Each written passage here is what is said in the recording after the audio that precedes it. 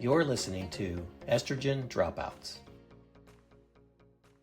Welcome back to Estrogen Dropouts. I'm your host, Elizabeth, and today Erin is not with us. Her son is getting married, so she's actually out of town, but I have two amazing women with me today. First, Laura Frederico. She is a psychotherapist and certified sex and relationship therapist. We also have Morgan Miller, who is a certified professional midwife, lactation consultant, activist, and birth center founder. Both ladies work in private practice, and they have recently co-authored a book together, the Cycle Book, an interactive step-by-step guide to tracking hormones and knowing your body. Welcome, ladies. Thank you so much for having us. Thanks for having us. So how did you two come together to write this book? How do you know? Do you work together in private practice, or how's this happen? Morgan and I have known each other since our 20s. Actually, we have been really close friends going through everything, relationships, finding ourselves, coming into our careers, getting matching tattoos, all of it. And when we went into our kind of respective fields, obviously continued our friendship, and we started professionally collaborating as a result of that. You know, a lot of the shared experiences. There's a lot of intersection actually between sex therapy and midwifery. That's awesome. So the Cycle Book, an interactive step-by-step guide to tracking your hormones. Now, whenever I think of this, I know I'm wrong, but I think of like tracking your hormones just means tracking your period. There's more to it than that, right? It's so common. I think that is how most people do track their hormones without even realizing it, because a lot of people track their bleeding phase of menstruation because it's like a convenient thing for you to know when you're going to bleed again, so you can have some tampons in your purse. There's some practical aspects to it. But what Laura and I are talking about when we're saying cycle tracking here and understanding hormones is really getting more expansive than that, and really understanding all of the different multitudes and layers of hormones that have regular cyclical patterns that affect how we feel in our entirety. So we've learned, the hormones that we associate with the menstrual cycle. There are hormone receptors for those hormones throughout all the major body systems. So even if it's something that you've in the past related to, like a premenstrual sensation, or during your bleeding phase, you feel a certain way around bleeding, we know that those hormones also affect how your brain works, how your muscles work, how your skeletal system works, all different systems. And so there's so much grounding that can happen when we start to understand that the way the body communicates hormonal changes can really be applied to how you feel overall as a person, physically, emotionally, and not just around bleeding and menstruation. Yeah, I think that I'm bummed that Erin is not here with us today, although it's probably good because most people don't have any background in this type of thing. And so, but she was the one that caught, because we are longtime friends. And like every month I was like, oh my God, I have migraines. I have migraines. And then she's the one that said to me, are you just going to start your period by any chance? And I was like, yes. And she goes, well, I didn't notice that every month for like over a year now, you've been telling me you're in. And so she's like, I think that they're hormone related. That's Is that incredible. common? That's like, I mean, I guess that's a thing. I would have never thought that my headaches were related to me getting my period. Yeah. I mean, I think we weren't educated to understand that all of these systems are impacted by our hormones. And we had most of us, this idea in education that when you learn about the menstrual period, it's when you're separated in like middle school sex ed class. And so you have the association that your period and the way that things happen in your body around that cycle is only related to like sex and reproduction. But it's like just one of the ways in which we see how hormones regulate things in our bodies. And it's really, I think, eye-opening to imagine that hormones are not just like estrogen girl, testosterone boy, period, babies one day or not. Like, it's so much more than that. It's these ways that our bodies are functioning and communicating to us. We like to talk about this in the context of this is general body health education. This is not siloed, should not be siloed even into sex education. This is just baseline. Here's how our bodies work. So headaches would be a part of that. There's this idea of premenstrual exacerbation as a diagnostic category. And what that refers to is anyone with any chronic condition. So as a therapist, I like to highlight mental health conditions that are chronic. So that would be like anxiety or depression or OCD or a post-traumatic disorder or borderline personality disorder, any of these things from a physical experience that's like headaches or diabetes or asthma. I mean, like chronic pain, the list goes on. Anyone who's managing something chronic can experience an exacerbation of those symptoms in the premenstrual phase just because of the shift of those predictable hormones. But nobody is telling us this. And so people are totally caught off guard. Like, what do you mean my headache could have something to do with my hormones? This puts us on the back foot all of the time in trying to understand what's happening with our bodies. So do you guys also know anything about, because Erin keeps telling me, because I fast for like 16 hours a day in the morning, the first, and she's like, you should not be doing that. She's like, women should, and I'm like, what every, athletic person I follow is like, don't eat before, 1 p.m. And she's like, no, like that's screwing your hormones. Like, do you have any input on that? Morgan, that's I all think you. every I mean, every body is different, so every system is going to function differently. But I think there are, you know, it's cool to learn how to listen to your body, and hormones are a piece of that because the basic level piece of it is hormones are just the chemical messengers in your body that float around and tell your body how to function. So, we are talking about hormones that are related to the menstrual cycle, but there are also hormones related to your digestion and to your metabolism that continue to tell your body how to produce energy or conserve energy. And I think the more that we have this hormonal literacy to understand how our body feels with the systems we put around us for support, things like fasting that might feel good in one body and might have really negative effects in another, then we can have a more responsive nature to saying, like, yeah, fasting really works for me. Or, you know what? I actually notice that my mood and my energy levels are not sustainable in the same way. My metabolism actually communicates through hormones that it needs regular, you know, fuel. That actually, for me, every 3 hours having fuel is much more effective for my metabolism than a fasting period that puts me in a starvation state. Some people will have those opposite effects to it, but when you can start to understand how your body communicates whether something is working for you or not, that's when it really gets cool. Because sometimes we get these blanketed recommendations from like social media of like, this is the cure, this is the thing. But all of our bodies are so individual and so programmed to the worlds we live in, what our jobs look like, what our relationships look like. So really being able to understand, like, can I clue in and understand what my like perfectly unicorn unique body is communicating to me so that I can do the thing that really works for whatever it is I'm trying to achieve. Yeah, and I should clarify on that just because Erin's not here to defend herself and she'll be like, but there's more context to that. I do have POTS Yeah. and like there's other health issues and stuff going Yeah. on. And so she's like, no, like, Yeah. so there's more to that. But so Yeah. what you were saying is interesting because I think as Gen X, like, I think I really think of hormones as just sex, babies, period. Like, that's it. Like, I don't think of them as like separate, that they affect different things. And Yeah. I'm trying to get my head around like the fact that our brain is not separate from our uterus, Exactly. influences everything. And so when we come to women in midlife and in entering perimenopause and menopause, I hear frequently that people like they lose their interest in sex. How much of that is hormone related? And how much of that is also, I know that estrogen is kind of our hormone that makes us give a shit. And we all of a sudden we kind of toughen up and like start reflecting on our life. How much of that is mental and how much of that can we not separate it? Is it the, Yeah, I love that question because I don't think we can separate it, but I think there's a lot of clarity that we can find in deciding what we want to do for ourselves if that's what we're noticing.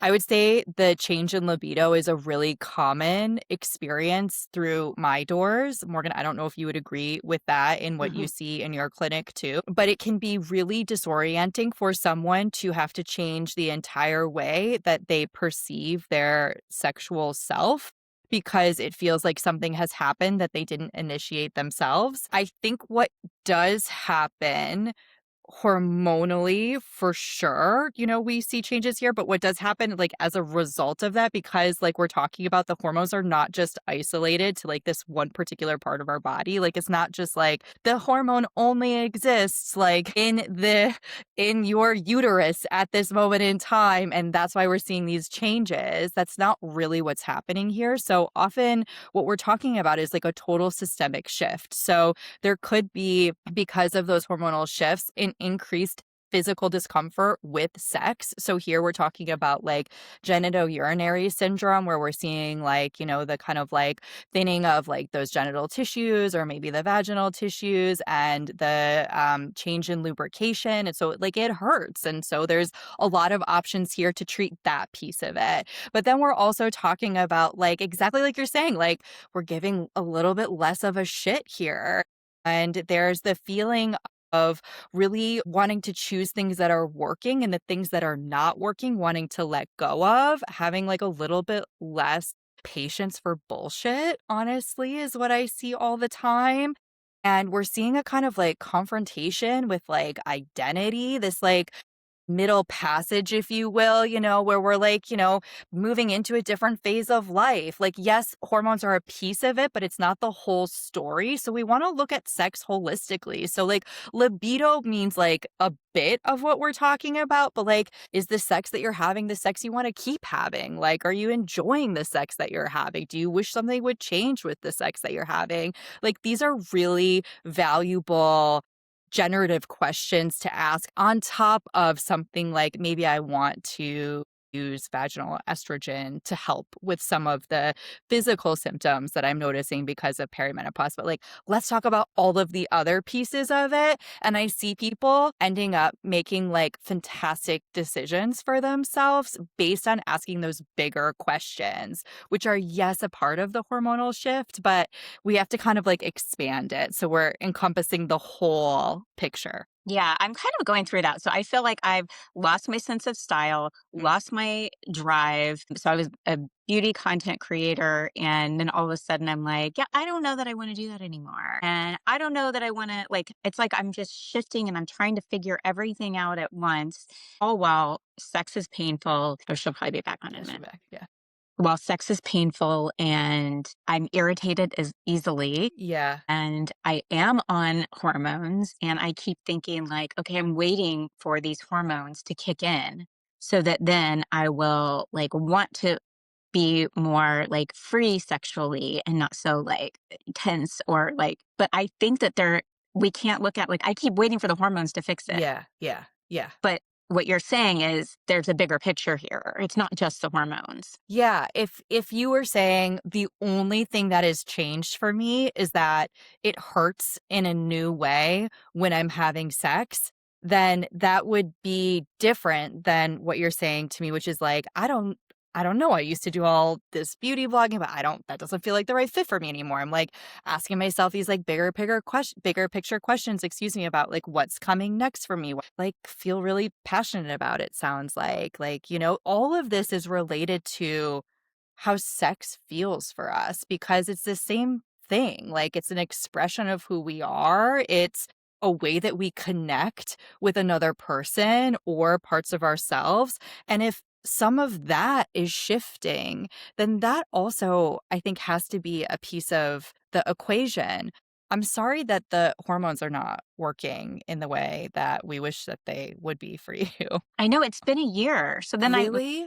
I keep thinking, well, maybe I need to I haven't increased anything Mm. since I first started. Maybe I do Ye- need to. But then also, maybe I've got this emotional, like me trying to figure out my personal style and where I want to be Yeah. and how I want to live the next, I also feel like this urgency all of a sudden, like you better start living your fucking life. Like, you're 50. Like, Yeah. get your shit together. Like, like I kind of feel like because I realize like this, like now that my kids are grown, past 25 years, 30 years have flown by. And so I'm like, I'm basically over midlife. I mean, I'm probably will not live to be 100. I mean, I could, so it's kind of like this pressure of like, you better get out there and live, like, Yeah. have adventures. And so that's kind of leaving me, Yeah. like, No, I mean, I think that's so well said. It's so interesting. Morgan and I are in our 40s, and um my everyone around me is like saying kind of similar things to what you're saying. Like, okay, what's happening like in this next stage? And like I feel a lot of pressure to like make sure I'm like living life the way I'm supposed to be. My husband is reading this book right now called The Middle Passage, and it's written by a psychoanalyst about this time frame where we're kind of like confronting mortality and we're trying to figure out what that means for our identity, and we're making like really big choices for ourselves. The analyst, he's not talking about perimenopause, although I think he is actually like in a lot of this. But really, what the author is saying is that there are some people who make it through this like middle passage feeling grounded, feeling connected, like with grace, And then there are others who get stuck and never make it through. And the whole idea is that for people who like confront the scary stuff and try to make the changes when something isn't feeling right and try to find this new version of themselves, that they are the ones who are like moving through and entering into this like new stage of life. But I think that feeling is so relatable. I'm seeing it all the time in my practice. And like I said, like in my personal life, like everyone I know is grappling with that. Like, how do I make life meaningful in the way that it needs to be for this like next stage? yeah, I've got to check out that book because I keep like, my husband is perfectly fine and happy with the way life is going. And I'm like looking at him, I'm like, you don't feel like you just want to shake up your life? Like, we don't want to just move to the beach and like spend the next 25 years on the beach, or we don't want to just move to the mountains, or like, we're going to sit here and be in the Northern Virginia rat race, like outside of DC traffic. And like, we're going to do this and he's like, yeah, like, this is what we do. And I'm like, I can't do this, and I feel like I'm going to scream. But on a positive note, I have felt like more like empowered in my body Hmm. and like more confident and not caring as much about the lumps and like the not so perfect body. So it's the not giving a shit on some things is really empowering. And but I see that we hear a lot about body positivity. And I actually have friends that talk to me about this with their adult or teenage daughters. And Aaron and I've actually talked about this on a couple episodes too. And so I just want to get your take on this. But is it toxic or is it empowering? And so, because there's a lot of talk about like weight and like if you're like wearing a sports bra and leggings, and is it but you're not a healthy weight. Is that toxic positivity, or is that like where I have daughters that are 25 and 22, and I feel totally, I think it's a beautiful message that is coming out to the world right now, because I feel like my daughter's like, no, I have a stomach. So I'm showing a stomach. It's not like I'm sitting here like I look so good. It's like whether I have a t-shirt on or a sports bra, either way, I have a stomach, and you can like, I don't know, but then there's also I have a lot of friends who are like, kind of like, oh my God, my daughter's gained weight. I don't know. What are your thoughts? And she's just wearing these clothes that I think, because as Gen X, like we were taught, you cover up if you are not. Well, I mean, your daughter sounds amazing, first Yeah, of she's all. a badass.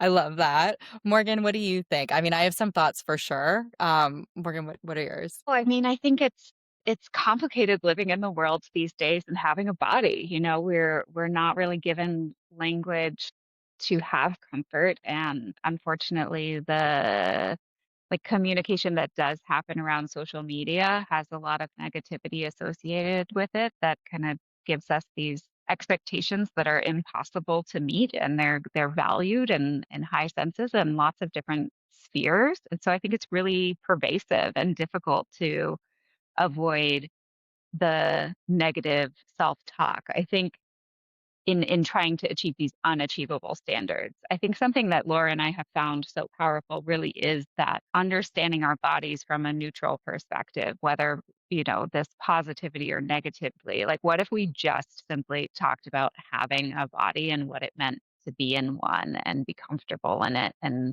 be able to find ease, and taking away a little bit of that value based system on the body visual and how it looks and functions, and instead have this neutral standpoint of just, this is our vehicle. Like, we are within this body and that is part of our existence. Yeah.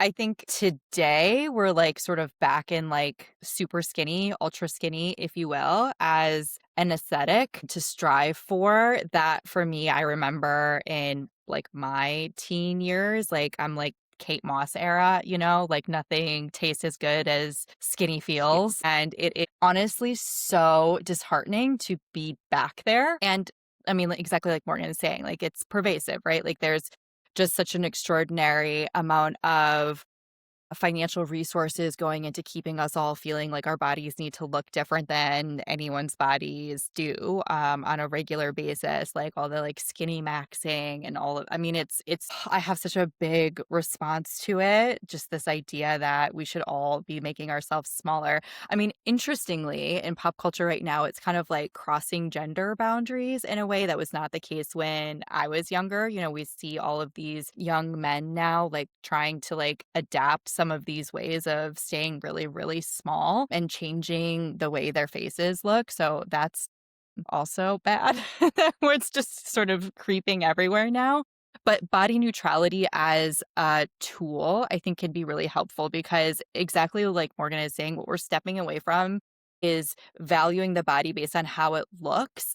And body positivity, unfortunately, can kind of like fall prey to that same kind of perspective where you're like, I love how my body looks today, no matter how it looks, right? Like you're still using the framework of how something looks in order to validate and like examine worth. And so body neutrality is like, what if we took how a body looks totally off the table and we were just like, my body is valuable because it helps me walk through the day, or my body is valuable because it is my home. And my body is worthy because it allows me to be me, right? Like these like other ways of connecting with our value and worth. I think it can be a huge relief. And for someone who's spending all of their time connecting with their body based on how it looks or the size it is or the shape it is, whether you're like body positivity, I love it, or you're like, the opposite end of the spectrum, kind of like self-loathing, it gives you like a space to not have to do any of that and to come back into your body at least a little bit. So I am a huge fan of it for that. And I feel sad for how the body positivity movement kind of got co-opted, honestly, because I think it started from a good place. I like that term body neutrality, or that thought. I've never thought of it with that word. I think that that's really good. And I think, as stepping aside, not talking about myself, just talking about is if we have daughters, my personal opinion is we should never comment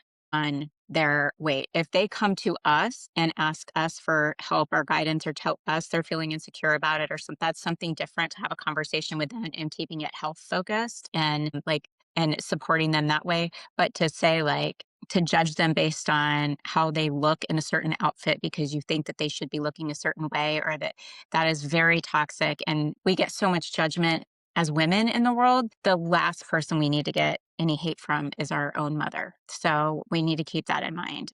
But I did hear an EFT practitioner say, so just for someone, if you're struggling with your weight at any age, but she said she realized from working with her patients that a lot of times people would say like, I need to lose weight, and I go to the gym Monday through Friday, and then I like drink and eat whatever on Saturday and Sunday. And she said, so their habits don't reflect health. What them going to the gym Monday through Friday shows me is that they are focused on looking good, looking a certain way. Because if they were truly into health and longevity, then every single weekend they wouldn't be throwing out their routine. And so we do need to like just shift it, if that is you, to more, because honestly, in midlife, it's really hard to be drinking Aaron and I have talked about like the sober, curious movement and stuff. Like, it's really hard to be pounding drinks on Friday and Saturday night in the wine and bouncing back from that hormonally. And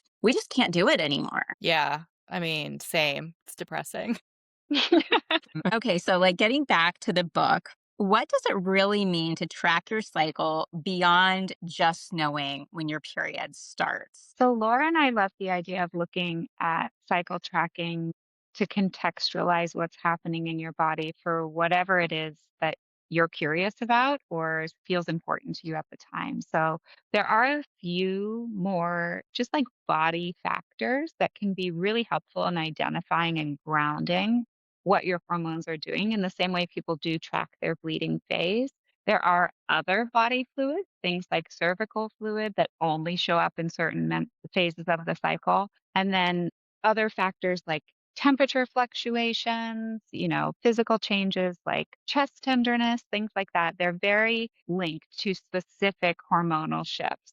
So we're big fans of tracking a couple of these items that can serve as your kind of baseline foundation for understanding what your hormones are up to. But then it really looks like paying attention to whatever matters to you. So that could be, like you mentioned, the migraines. Like, is that a hormonal component? Am I seeing a pattern there? Or people with POTS often find that tracking those symptoms are really helpful within the menstrual cycle context Like, what's because an example, Morgan, of something that someone with POTS would track? yeah. So, I mean, like having events of lightheadedness, significant fatigue, achiness in the lower portions of the body, joint pain or muscle pain, like anything on that context would be really helpful to identify where that happens more or less frequently in the context of the menstrual cycle. Because if you organize that information and line it up side by side, we can often see that a lot of the supportive therapies that people utilize for POTS, things like, really simple stuff like managing salt intake, that there are certain phases in the cycle where the body is more or less receptive to that. So you might tailor, like, oh, I have this like electrolyte drink that I drink in this portion of my cycle and it seems to work great, but it doesn't work that great in the latter part, realizing, oh, I need to up my intake. And now I have more of that symptom management for me. So that's kind of like a oversimplified example, but simply being able to track a few contextual pieces of the menstrual cycle, more than just bleeding, having that information side by side with whatever it is you're curious about. Maybe it's perimenopause and libido. And it's like, I really want to figure out, like, am I able to be aroused the way that I was in the past? Or is this like my desire is out the window? I like don't even want to connect with people. Like, I want to track these specific things. I want to track if I have physical pain sensations. I want to track if like I'm daydreaming and fantasizing about my partner. I want to track all of this and see if there is a hormonal component that lines up with perimenopause, or maybe there's not. And this is that like bullshitometer really coming into play and realizing like maybe some life changes would help this rather than just having the context of my hormones. Maybe these shifts in my feelings have to do with like how I've set up my days, and maybe I can change that a little bit, whether it's partners or jobs or, all different systems. Yeah, I had a girlfriend recently say to me whenever I was like, yeah, I just feel like I've lost my spark. Like, I just feel so I'm like, I'm not depressed at all. I said, I just feel like like I'm at this crossroads where I'm trying to figure it out. And I know, like, deep within me that change is coming. I'm just not sure what that is. And she's like, I think you're depressed. And I'm like, I really don't think I am. I'm not sad at all. But I think like so many times, like people, like I get out of bed every day perfectly fine. Like I'm not, I have had been depressed like many years ago. And she's like, I still think that that's like a form of depression. Maybe it's not as deep. I don't know. What are your thoughts? I think I got a fire lit under my ass to do something different.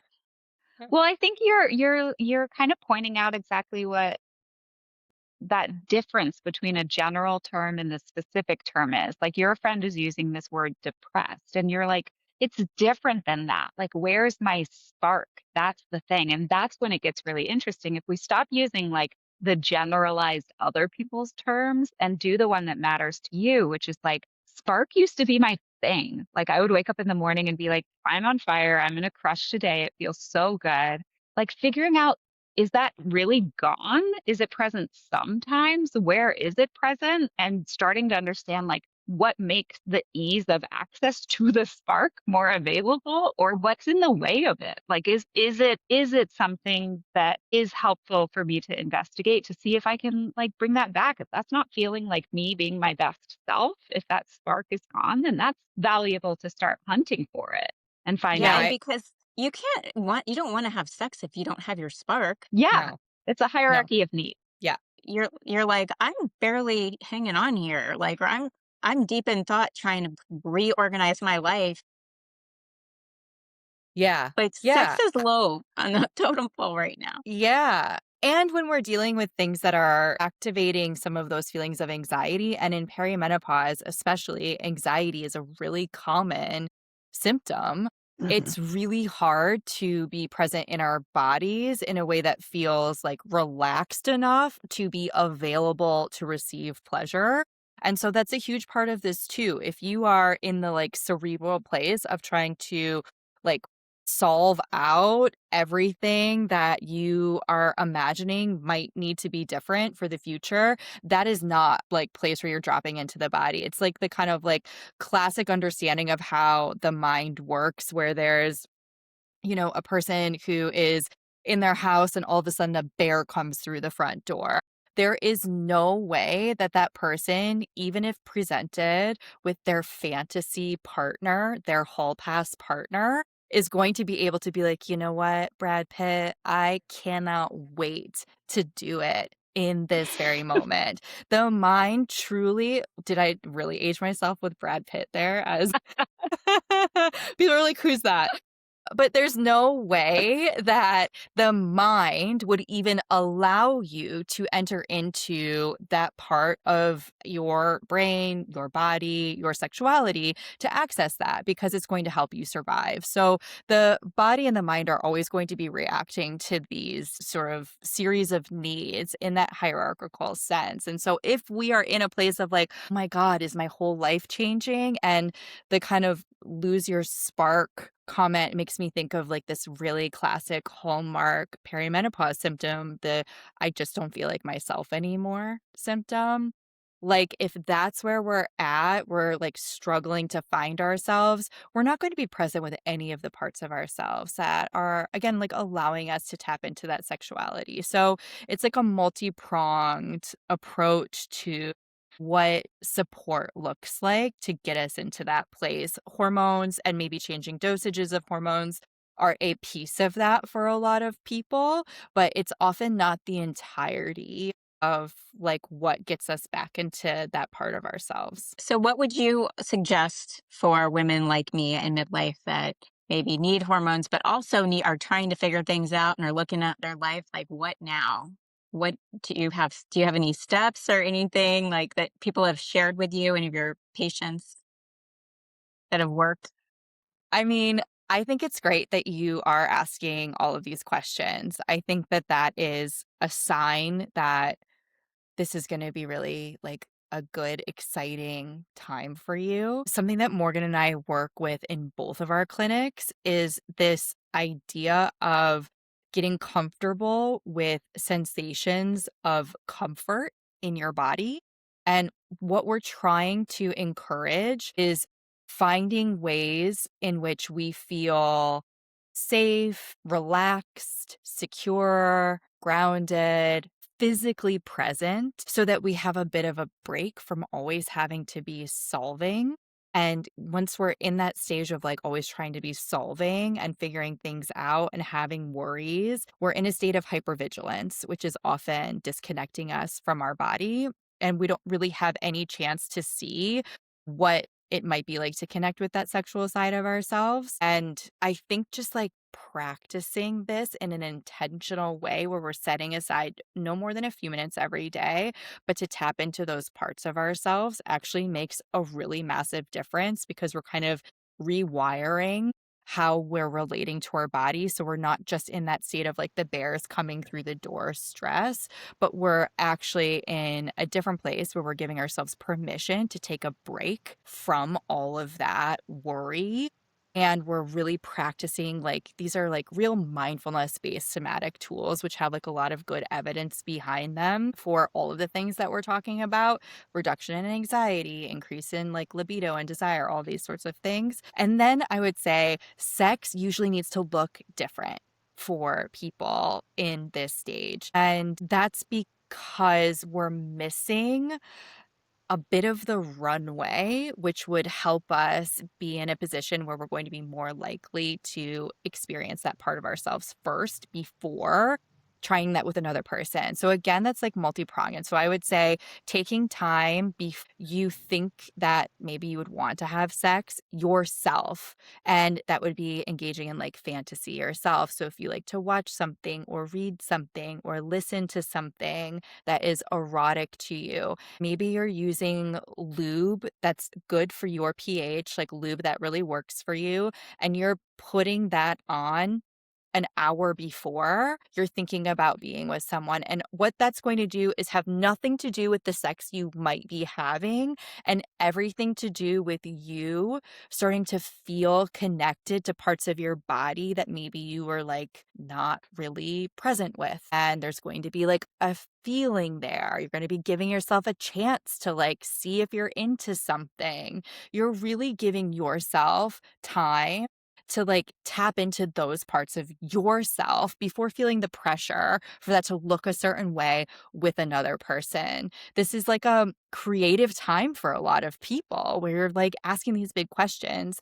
Give yourself space to have sex feel a little bit more creative for you too. And think about like that runway idea, not like foreplay with a partner, but like you being with yourself, if that makes sense. It does. I love that. I love a good romance, raunchy romance novel. Romanticy, yes. So I have not thought about trying that beforehand. I usually wait till I'm falling asleep at night or whatever since. I don't know Yeah. why I haven't thought about it.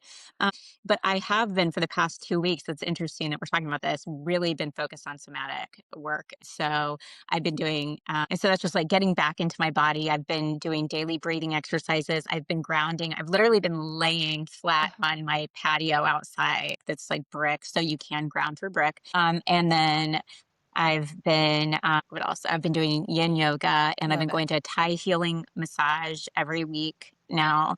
And I've already got it booked out for weeks in advance because I need to relax my body. I realize I'm stuck in with POTS. I'm stuck in fight or flight, and I need to like take it down. Yes. Yes. I love that. That's so good. And like for anyone listening, these are all, everything you named is like incredible for exactly what we're talking about.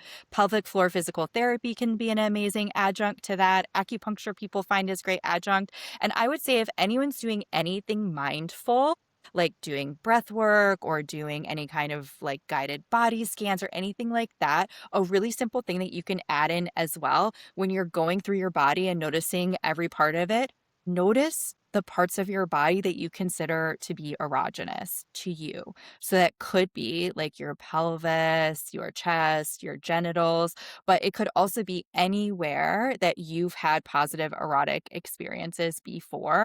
So, like, use your attention to notice those parts of your body and just be present with them for a moment. And nothing has to happen from there. But we're really trying to like awaken our experience within our bodies because, exactly like you're saying, when you're in a state of fight or flight, of course, those are not going to be online because your body is redirecting your attention to help you survive. Great tips.